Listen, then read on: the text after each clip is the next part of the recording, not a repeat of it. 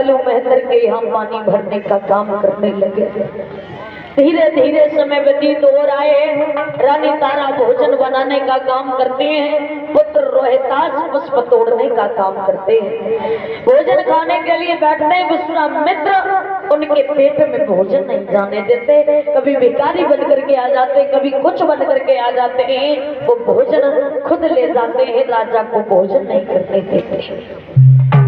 27 दिन हो गए महाराज, हरिश्चंद्र ने भोजन नहीं किया। एक दिन की बात, जल भरने के लिए जब गए तो गागर को तो भर लिया, लेकिन शरीर में इतनी दम नहीं है कि उस गागर को उठा करके सर पर रख ले। बैठ गए, विचार किया कोई आ जाएगा तो ये गागर जो है, गढ़ा जो है उठवा लेते। कोई और तो नहीं आया। उनकी रानी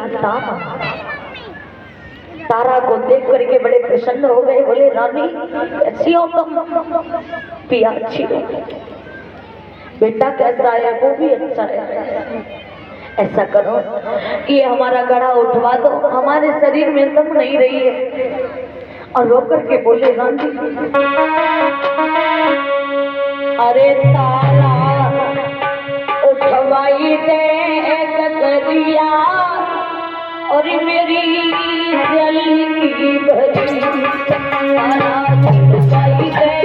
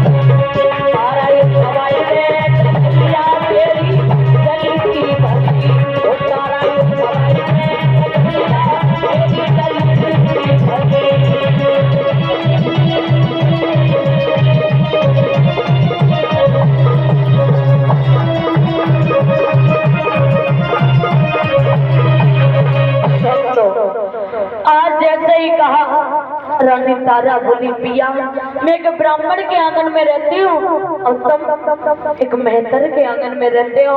अगर मैंने तुम्हारे इस गड़ा से हाथ लगा दिया तो मेरा धर्म चला जाएगा।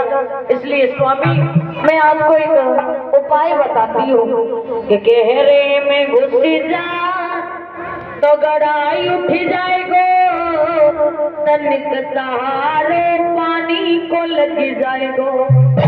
गहरे जल में घुस जाओ, ये गड़ा आराम से आपके सर पर आ जाएगा। रानी इतना कहने के बाद में चली गई। हरिश्चंद्र विचार करने लगे वाले समय आज महाराज गहरे जल में घुस करके उस घड़ा को उठाया। जैसे ही धीरे धीरे जा रहे थे, कालू मेहंदर के द्वार पर पहुंचे, पैर में एक ठोकर लगी, जमीन पर गिर गए। उस गागर के टुकड़े टुकड़े हो गए। एकदम से कालू मेहंदर कहने लगा, हरिचंद, काफी दिनों से देख रहा हूँ तू अच्छा तरीका से काम नहीं कर रहा है, क्या बात है? बोले क्या बताओ, 27 दिन हो गए मैंने भोजन नहीं किया, शरीर में दम किया, इसलिए हमसे पानी भरने का काम नहीं होता। बोले पानी भरने का काम नहीं होता है तो तू आज से हरिया बन जा, हरिया। बोले हरिया बनना तो चाहे इससे भी कोई घटिया काम देते, लेकिन हमें अपने यहाँ से निकालना। बोले ठीक है, आज से तुम बड़े घटिया बन जा। एक लाठी हाथ में दे दी, एक कम्बल दे दिया, एक कमंडल दे दिया, कहा जाओ मरघट में जाकर के रहो, और किसी की लाश आए तो बिना टरका लिए हुए उसका अंतिम संस्कार मत करना। चले बारिश में आज राजा मरघटिया बन गए। एक दिन वो था, सिंहासन पर बैठ करके सबको हुक्म दिया करते थे, और आज वो समय है काशी की गलियों में झाड़ू लगा रहे हैं। हमको इंसान बलवान नहीं होता है, समय बलवान होता है। समय आ जाए राजा बन जाओ, और समय चला जाए तो भिखारी बनने में देर नहीं लगती है। एक विद्वान कहता है